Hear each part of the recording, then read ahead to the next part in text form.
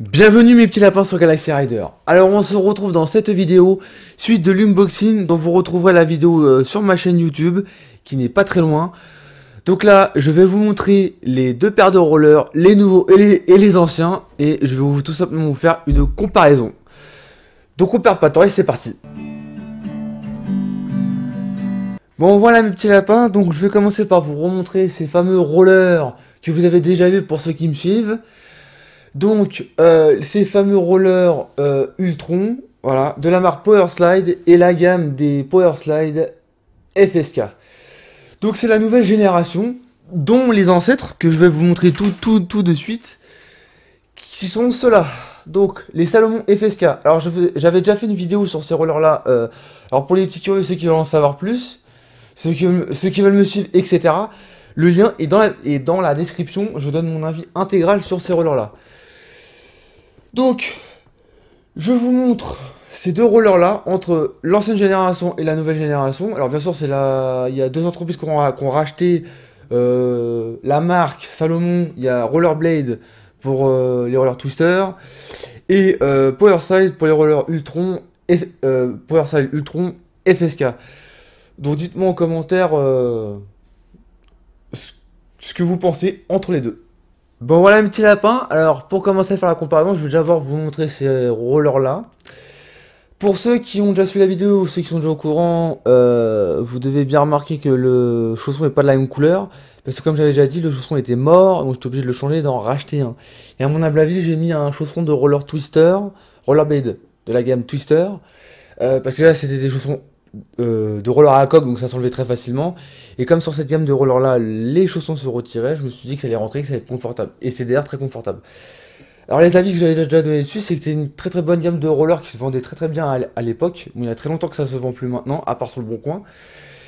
Le seul inconvénient que je dirais, c'est que c'est des rollers avec le temps qui vieillit, c'est le confort vieilli. Et maintenant, je vous montre la nouvelle gamme de rollers, voilà, avec un tout nouveau style, voilà. Alors ça reste assez cher, vous avez bien dû le voir sur AliExpress pour ceux qui ont suivi mes anciennes vidéos. Mais il y a plus cher. Donc ça c'est... je dirais que c'est des assez beaux rollers. Bon déjà j'adore le rouge, mais c'est des assez beaux rollers. Il n'y a pas de carbone, donc ils coûtent pas si cher que ça. Ils sont pas à coque, donc ils sont pas lourds quand on roule. Ils sont en cuir, donc ils sont beaucoup plus légers. Comme c'est la marque Powerslide, du coup, il y a plein d'avantages, surtout en termes de platine qui peut se régler très facilement. L'avantage aussi, c'est que ils ont une boucle à serre-pied, ce qui permet de tenir plus facilement le roller que sur les Salomon. Si vous avez bien dû voir, il y a carrément un straps ici, et lui-même il est en décomposition, il tient plus vraiment très bien. Que là, c'est tout neuf, et il y a un boucle à serre-pied ici, qui permettent de bien maintenir le roller. En termes de spoiler, ça change pas grand chose, c'est pareil sur tous les rollers, à part que là il y a un maintien qui est plus pratique je trouve, comparé à l'ancien modèle où on savait plus trop comment les serrer. Voilà, parce que ça vieillissait aussi.